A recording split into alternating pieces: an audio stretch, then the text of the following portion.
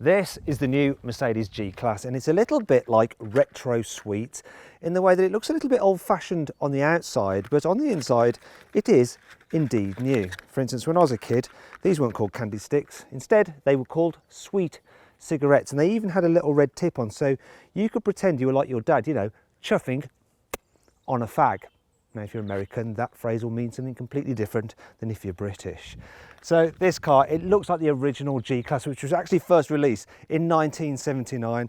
So you've got the indicators on the top of the wings, you've got that slab-sided body, you've got a big spare wheel on the back of the car, and look at this. You've got exposed hinges and old-fashioned door handles, yet there is nothing old-fashioned about this car's price. So it starts from £143,000. You can save £7,000 on one through Carwow. Now, if you're looking for a new car, click on the pop-out banner in the top right-hand corner of the screen to check out our new car deals page for the best offers on new cars. The first thing to note about this G-Class is that it's a very tall car, so it's a bit of a shame that it doesn't have a grab handle there like some other SUVs to help you get in, because you have to kind of haul yourself up like that using the wheel. Thankfully, there is a grab handle, like in the old G-Wagon, for your passenger, and they'll probably need that to give them something to hold on to when you go off-roading. No more on that later. So, like I was saying, this car's got a retro exterior design, but here on the inside, it's completely modern. And the interior is dominated by these two huge digital screens. So the one for the driver on this G63, which is standard, by the way, on this particular car. You can swipe through different menus and views. You can even change the look between sport, classic, and something called progressive. I think I'll stick with the sport. I can also control the main infotainment functions through this system as well, or through the big screen here, though I operate that using the left-sided button, and yeah, you can swipe through all the different menus. It's all very easy to do. Or I can use this swivel wheel down here and the touchpad to input stuff, but that's not so easy to do because the layout's a bit awkward to operate, and there are, of course, voice commands as well if you want to use those instead. It's a little bit of a shame that it doesn't have Mercedes' latest MBUX operating system, because that is really good. You get it in the A-Class, but you don't get it in this. You do have Android Auto and Apple CarPlay as standard, and it's so easy to use. You just plug in your phone and it comes up. The only problem is that you then don't get the full screen. You only get part of the screen. The rest of it is just like blank with Android Auto written on it. Also, I've noticed with this particular car that it sometimes just randomly disconnects. You have to reconnect it, or when you listen to Spotify, it sometimes just clips the track, so it's like it just loses connection for a split second, which is a little bit annoying.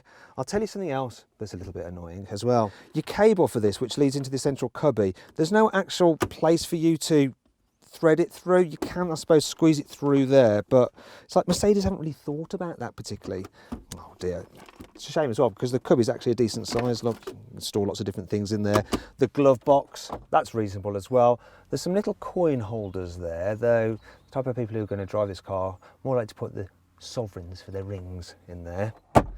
Other cubby space are pretty good. Look, door bins, I can fit 1, 2 and 3 bottles in there. And generally, actually, the quality in this car is really, really nice. If you have a look around, it just feels high class. So you've got metallic switches here for the climate control. I've got an IWC clock down here. You've got metallic trim about the place. It feels very nice, as do the solid metal paddle shifters for the automatic gearbox. I like the wood trim effect on this car as well. However, there are a few pieces that just let the side down a touch. The window switches, they're cheap plastic, whereas in the S-Class, which is a less expensive vehicle, they're metallic. Also, look at this. The sun visor is like something out of a £15,000 car, not a 150 grand car. Then look at the cheap plastic here. That's awful. What were they thinking about fitting that there? But then the rest of it is lovely. And you get Nappa leather as standard, though these are the uprated Nappa leather seats with quilted effect and extended leather throughout the cabin. So you get leather up here on the dash, you get it all the way down here, you get these quilted inserts there. There's leather even down here on the lower part of the door. It's lovely, but that upgrade does cost a lot. It's £5,000. Now that means you're going to want to save some cash on this car. So I put the details of this particular car into carwow, and I got an offer back on this car for £137,000. Now if you'd like to try out our configurator, click on the pop-out banner up there in the top right hand corner of the screen to go to carwow. You can enter the details of any car and see how much money you can save on it, and of course you can use that saving to buy some more options. And one option I wouldn't spend extra on this car is the AMG driver's package, because what it does is increase the car's top speed from 137 miles an hour to just 149, but it costs £2,000. And actually you don't really need to spend on any options because this car is so well equipped. For instance, as standard, you get adaptive LED headlights, you get 20-inch alloy wheels, you get adjustable suspension, you also get heated and cooled front seats, whether you want a hot ass or a cold bot, you can decide. You also get a 360-degree camera and a glass sunroof. One option you may want though is adjustable lumbar support for your back, because it doesn't come as standard, which is a little bit odd on a car of this kind of price, especially when you get things like electric steering column. There is absolutely loads of adjustment in it. In fact, this new G-Class is actually longer, wider and taller than the old one. It means there's loads more space here in the front, and even if you're small, you can really jack up the seat to get a good view out. And there's still plenty of headroom. If you're really tall, you can go lower. But what's it like in the back? Because the old car was absolutely terrible. Well, one thing I will point out is the fact that the rear doors don't open all that wide, so it can be a bit awkward when you first trying to manoeuvre a child seat in. Thankfully though, the ISOFIX points are really easy to get out. Look, they're exposed, so that's no problem. It's more of a problem once again is getting in, because you really have to step up. Right, as you can see though, once you're in, oh my gosh, look, loads of headroom. You can be well over 6 foot tall, you'll be fine. Knee room is decent as well. Now you can stretch your feet out some way, but then there's like a thing underneath the front seat that you can't go any further, so that's it. It's not fully like a limousine in the back, but it's comfy enough. And I can't complain about this. Look, huge rear windows, the ledge is low, so kids will be able to see out very easily. Also, there's big windows just behind you, which help make it feel light and air in here, despite all the black trim of this particular car. Makes you think that this is going to be a 7-seater, but no, it's not. It's a strict 5-seater. Now, if you want to carry 5 at once, it's doable because this car is so wide. Yes, the middle seat is a little bit harder and raised up than the outer two, but the floor's pretty flat. There's loads of room for everyone's feet. Yeah, you can carry 3 people in the back here, no problem at all. And you know, people can keep comfortable as well, because you've got your own climate control back here. There's also some air vents here in this pillar to blow cool or hot air in your face, depending on what you want. There's some other features down here. Look, you've got a charging point there, a 12-volt socket. There's a little, I don't know, I suppose that's an ashtray, or maybe you can leave your candy sticks in there. In terms of other storage, well, you have some airplane style pockets on the back of the front seat, so they do feel a little bit flimsy. You've got some big door bins down here, once again more than enough space for a small bottle such as this. And there's some other creature comforts as well. For instance, look, I've got heated rear seats here, and the quality back here, you know, it's the same as in the front. You don't feel like you're in the cheap seats. Now if you want to, you can carry longer items, because you can fold down this hatch, open this door, and then you can carry skis and 2 people either side if that's what you want to do. There's also some cup holders there, as you can see. Now if you want to carry items in the boot and you need a bit more space, you can ask your rear passengers to sit more upright, because it does increase the load capacity, but people are really going to want to travel like that, aren't they? And really, if you're carrying really large items, you're going to need to fold these seats down, and to do it, it's a 2-stage process, which is a bit of a faff these days. But these seat backs, they do lie flat. The problem is that you have this huge ridge here. Now it's going to make it really hard to push heavy items right to the front of the car. Now let's talk about the actual boot space. So this door opens sideways, so it's really awkward to do in tight spaces. Also, it's really heavy because you've got that spare wheel on the back. This thing, you've got the quilting here. That's really nice. Now what's not so nice though is the fact that you really do have to kind of lift things up quite a way to get them into this boot, because unlike a Range Rover, there's no air suspension, so you can't lower the car down to make that easier. Also, the tow hitch, it's fixed, it's not retractable, once again, like it's retractable on a Range Rover, though it can still tow the same 3.5 tons this car, so that's pretty good. What's also pretty good is the fact there's no low lip, so once you've got things up here, they're easy enough to slide in, and there's various tether points around the place. You've got a 12-volt socket here as well. You've also got a boot liner there to keep it nice and clean so you don't dirty the carpet. Unfortunately, under there's no extra storage, which is annoying because really you could do with somewhere to put the removable parcel shelf. So no, it's just gonna have to kind of lay like that. No, let's move it out so you can see what's going on, because I want to show you the boot size. Yeah, it's very big, but it's not quite as big as a Porsche Cayenne's.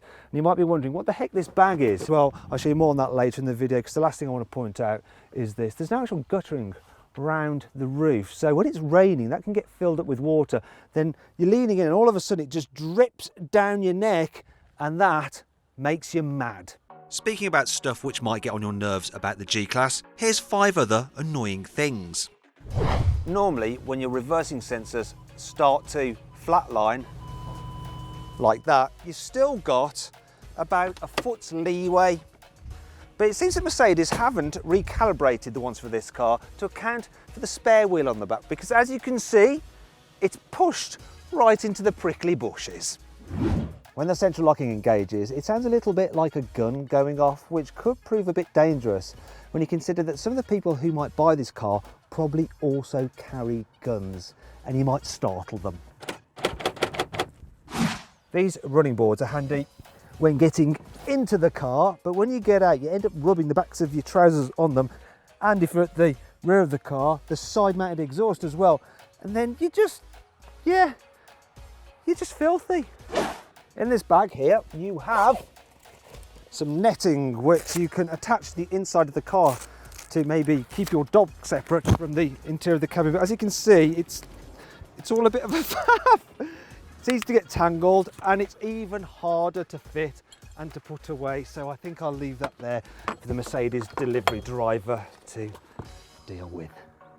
These doors are so heavy and hard to shut properly that your friends will never be able to do it, so you'll have to say, just give it a jolly good slam.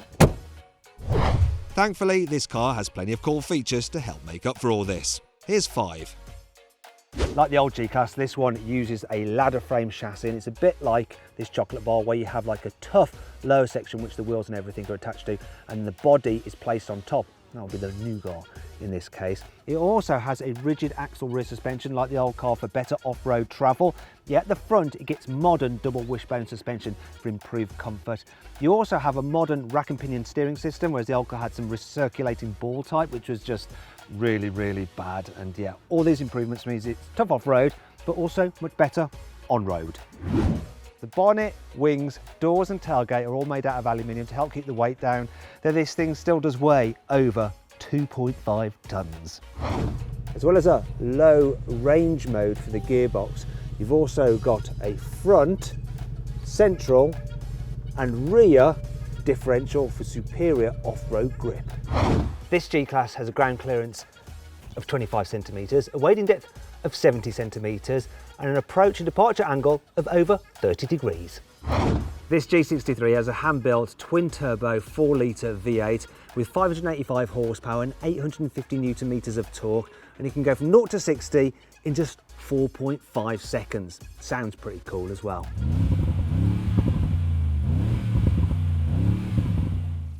Performance from this big thing is incredible.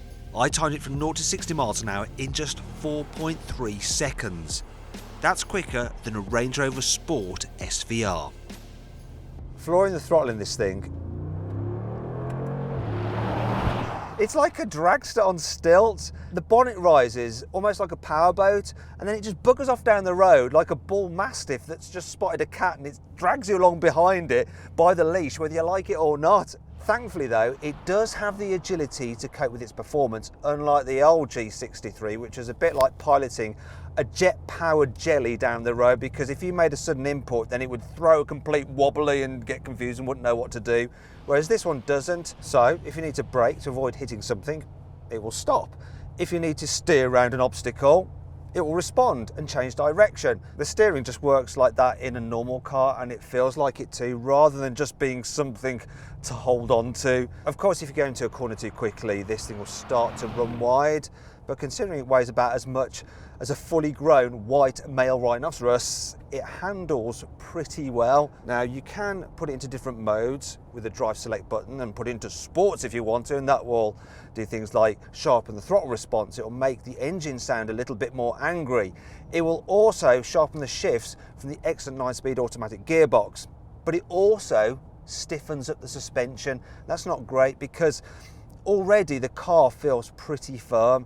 So obviously, because it's a big, tall, heavy vehicle, they've had to fit it with some stiff springs to stop it leaning in the bends like a drunk at a bar. The problem with that is that whenever you go over a bump, any bump, you feel it. It comes through to the cabin. I wouldn't say it was harsh, but the car is constantly fidgeting about beneath you. It's almost like you're sat on a washing machine on spin cycle. It does get better when you go on the motorway. It sort of calms down, and it's actually all right to travel on the motorway with this thing.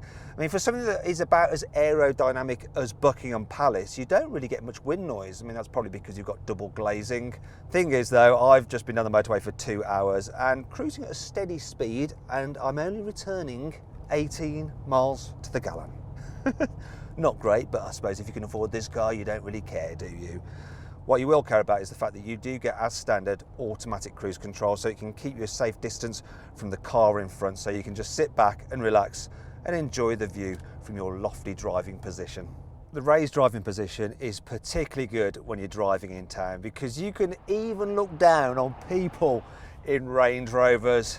Yes, they may think they're king of the road, but in the G-Class, you are the emperor of the road, and visibility is good all round. So you've got this shallow dash, and that combined with the upright windscreen means that you get a great view forward, and it helps that you can actually use the little indicators on the wings as sights.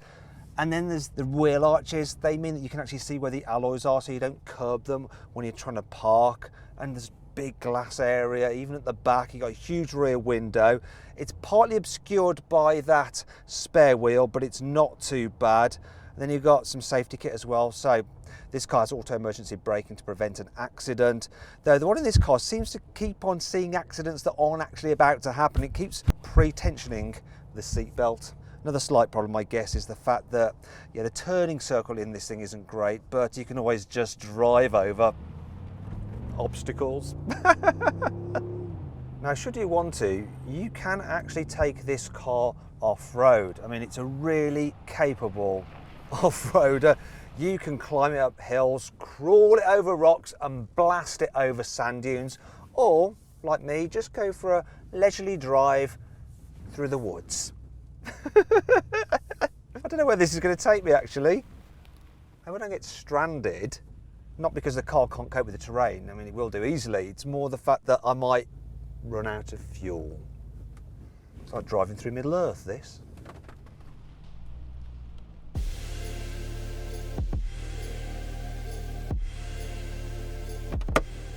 Now, for more information and to see how much money you can save on this car, click on the pop-out banner in the top right-hand corner of the screen to go to carwow. So then, what's my verdict on the new G-Class? Well, it's completely different to my normal verdicts. You see, for most people, I would say avoid it because there are better premium SUVs out there. However, if you like it and you want one, just go right ahead and buy it because it's got so much character.